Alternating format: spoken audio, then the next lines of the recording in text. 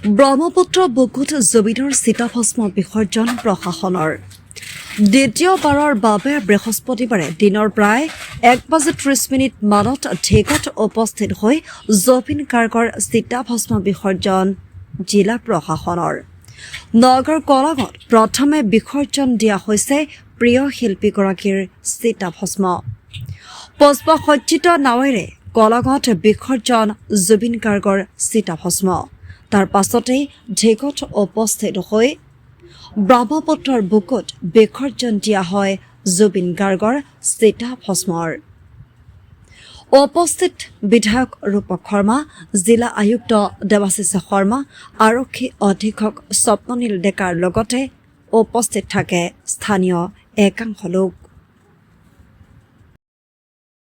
মই ভাবোঁ আজি নগাঁওবাসী ৰাইজে সেইটো তেওঁৰ ইচ্ছাটো পূৰণ কৰিলে আৰু তাতকৈ বেছি নোৱাৰো কি ক'ম। আজি তেওঁৰ আত্মাই সদগতি লাভ কৰক সেই ক'ম।